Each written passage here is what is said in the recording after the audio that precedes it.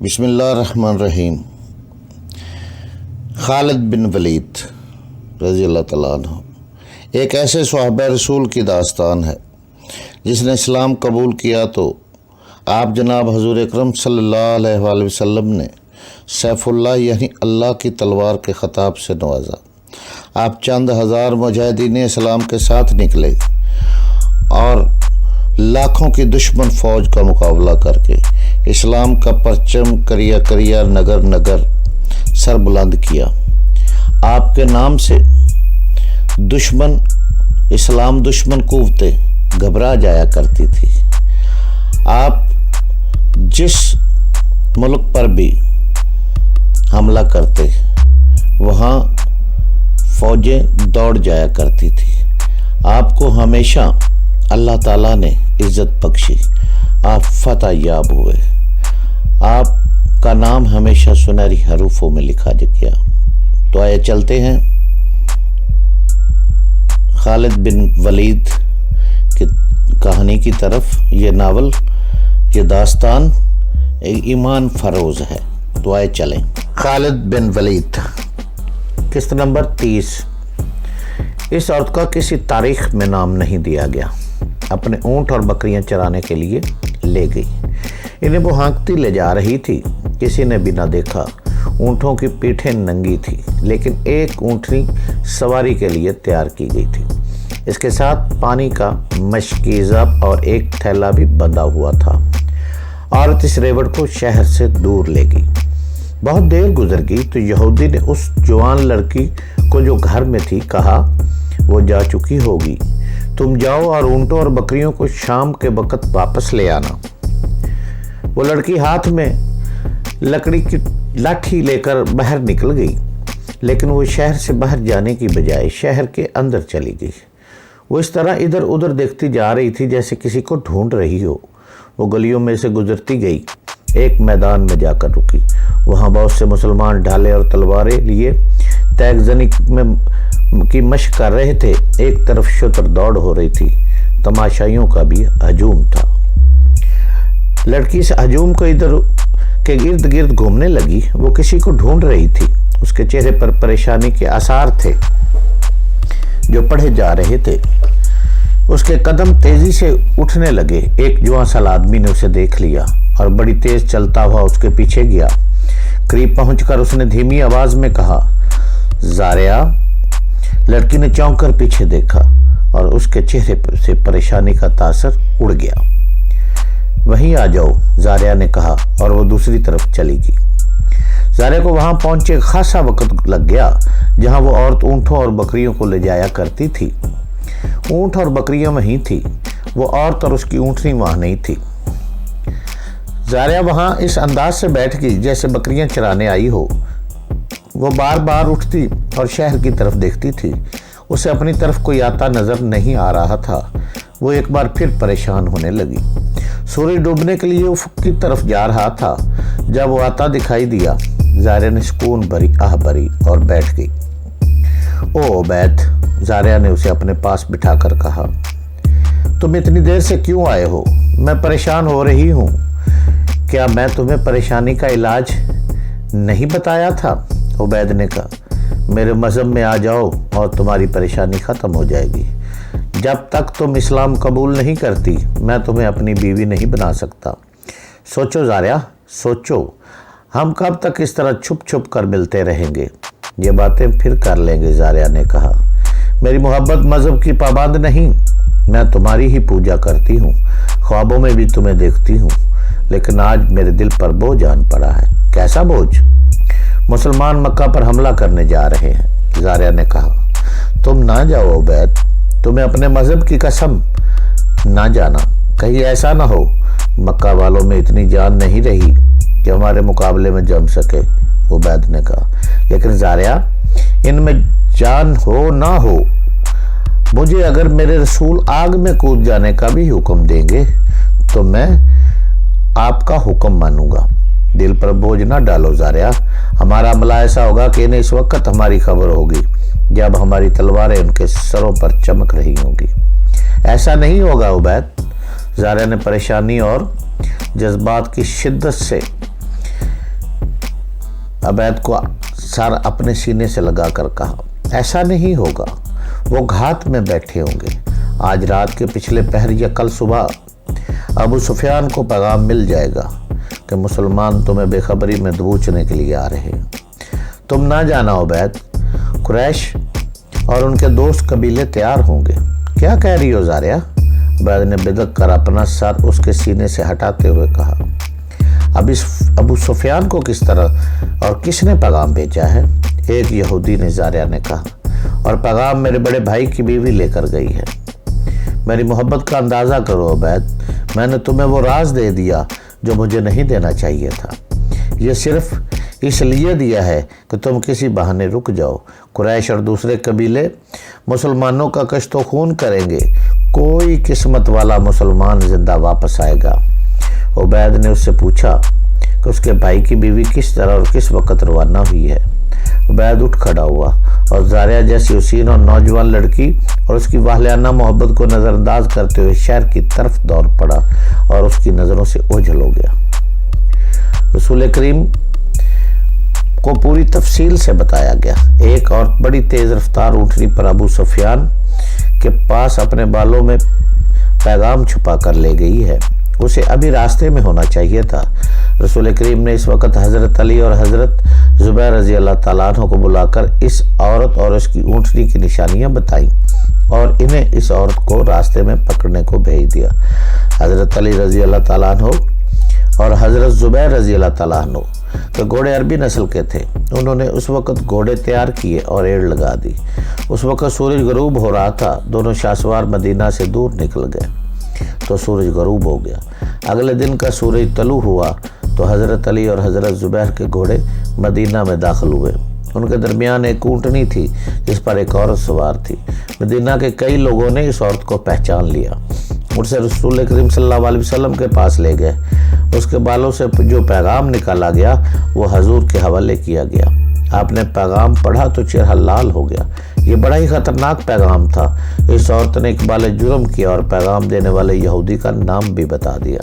رسول اکرم صلی اللہ علیہ وسلم نے اس عورت کو سزائے موت دے دی، لیکن یہودی اس کے گھر سے غائب ہو گیا تھا۔ اگر یہ پیغام مکہ پہنچ جاتا تو مسلمانوں کا انجام بہت برا ہوتا۔ مکہ پر فوج کشی کی قیادت رسول اللہ خود فرما رہے تھے۔ رسول اللہ نے تیاریوں کا جائزہ لیا اور کوچ کا حکم دے دیا۔ اس اسلامی لشکر کی تعداد 10,000 پیادہ اور سوار تھی۔ اس لشکر میں مدینہ کے ارد گرد کے وہ قبیلے بھی شامل تھے جو اسلام قبول کر چکے تھے۔ مورخین نے لکھا ہے کہ یہ لشکر مکہ جا رہا تھا تو راستے میں 2-3 قبیلے اس لشکر میں شامل ہو گئے۔ تقریباً تمام مسلم اور غیر مسلم مورخوں نے لکھا ہے رسول خدا کی قیادت میں اس لشکر کی پیش قدمی غیر معمولی طور پر تیز تھی، اور یہ مسلمانوں کا پہلا لشکر تھا جس کی نفری 10,000 تک پہنچی تھی۔ یہ لشکر مکہ کے شمال مغرب میں ایک وادی مرل زہر میں پہنچ گیا جو مکہ سے تقریباً 10 میل دور ہے۔ اس وادی کا ایک حصہ وادی فاطمہ بھی کہلاتا ہے۔ رسول اکرم صلی اللہ علیہ وسلم نے اس مقصد میں کامیاب ہو چکے تھے کہ اہل مکہ کو لشکر کی آمد کی خبر نہ ہو۔ اب خبر ہو بھی جاتی تو کوئی فرق نہیں پڑتا تھا۔ اب قریش دوسرے قبیلوں کو مدد کے لیے بلا نہیں سکتا تھا۔ رسول اکرم نے کسی نہ کسی بحروب میں اپنے آدمی مکہ کے قریب گرد و نواح میں بھیج دیے تھے۔ تھوڑی دیر آرام کر کے اسلامی لشکر مکہ کی طرف چل پڑا۔ جعفہ ایک مقام ہے جہاں لشکر کا ہرا دستہ پہنچا تو مکہ کی طرف سے چھوٹا سا ایک خاندان آتا دکھائی دیا۔ اسے قریب آنے دیا گیا۔ دیکھا وہ قریش کا ایک سرکردہ آدمی عباس تھا جو اپنے پورے خاندان کو ساتھ لے کر مدینہ جا رہا تھا۔ یہ وہ شخص تھا جس نے حضرت عباس رضی اللہ تعالیٰ عنہ کے نام سے تاریخ اسلام میں شہرت حاصل کی۔ انہیں رسول اکرم کے حضور پیش کیا گیا۔ آپ انہیں اچھی طرح جانتے تھے۔ کیوں عباس؟ رسول اکرم نے کہا، کیا تو اس لیے مکہ سے بھاگ نکلا ہے کہ مکہ پر قیامت ٹوٹنے والی ہے؟ خدا کی قسم مکہ والوں کو خبر ہی نہیں کہ محمد کا لشکر ان کے سر پر آ گیا ہے۔ عباس رضی اللہ تعالیٰ عنہ نے کہا، اور میں تیری اطاعت قبول کرنے مدینہ جا رہا تھا۔ میری نہیں عباس، رسول خدا نے کہا، اطاعت اس اللہ کی قبول کرو جو وحدہ اللہ شریک ہے، وہی عبادت کے لائق ہے۔ میں اس کا بھیجا ہوا رسول ہوں۔ حضرت عباس رضی اللہ تعالیٰ عنہ نے اسلام قبول کر لیا۔ رسول کریم نے انہیں گلے لگایا۔ آپ کو مسرت اس سے ہوئی کہ اہل قریش کو مکہ میں بے فکر اور بے غم بیٹھے تھے اور خبر نہیں تھی۔ حضرت عباس رضی اللہ تعالیٰ عنہ نے جب یہ صورتحال دیکھی تو انہوں نے رسول اللہ سے کہا، اہل قریش آخر ہمارا اپنا خون ہے، 10,000 کے اس لشکر کے قدموں میں قریش کے بچے اور عورتیں بھی کچلی جائیں گی۔ عباس رضی اللہ تعالیٰ عنہ نے رسول اللہ کو یہ بھی بتایا کہ قریش میں اسلام کی قبولیت کی ایک لہر پیدا ہو گئی ہے، کیا یہ مناسب نہ ہوگا کہ انہیں صلح کا ایک موقع دیا جائے۔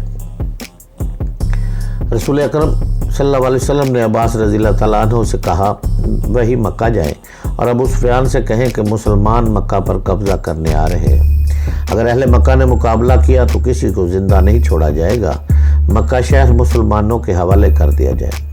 رسول اکرم نے عباس رضی اللہ تعالیٰ عنہ کو نہ صرف مکہ جانے کی اجازت دی بلکہ انہیں اپنا خچر بھی دیا جو آپ گھوڑے کے علاوہ اپنے ساتھ رکھتے تھے۔ ابو سفیان مدینہ سے جو تاثر لے کر گیا تھا وہ اس کے لیے بڑا ہی ڈراؤنا اور خطرناک تھا۔ وہ تجربہ کار آدمی تھا اور مسلمانوں کی شجاعت اور عزم کی پختگی سے بھی واقف تھا۔ اسے ہر لمحہ دھڑکا لگا رہتا تھا کہ مسلمان مکہ پر حملہ کریں گے۔ اس کی بیوی ہند اور اس کے سالار اکرمہ اور صفوان اس کا حوصلہ بڑھاتے رہتے تھے، لیکن اسے اپنے ذاتی وقار کی اور اپنے قبیلے کی تباہی نظر آ رہی تھی۔ وہ ہر وقت بے چین رہنے لگا۔ ایک روز قدر بے چین ہوا کہ گھوڑے پر سوار ہو کر مکہ سے باہر چلا گیا۔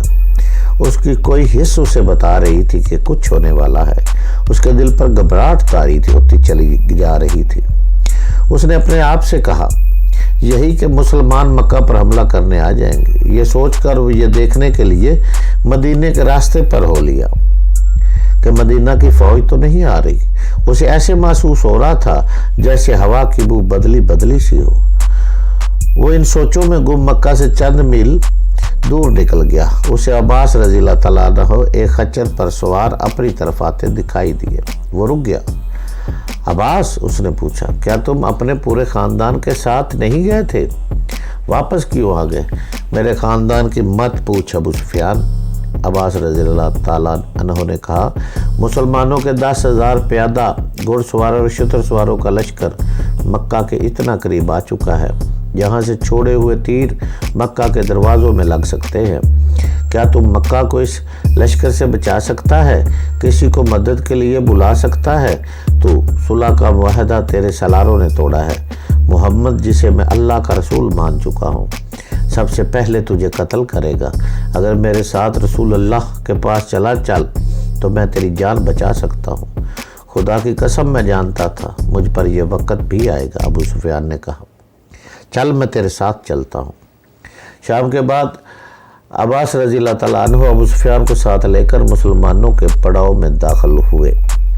حضرت عمر رضی اللہ تعالیٰ عنہ کیمپ کے پہرے داروں کو دیکھتے پھر رہے تھے۔ انہوں نے ابو سفیان کو دیکھا تو آگ بگولا ہو گئے۔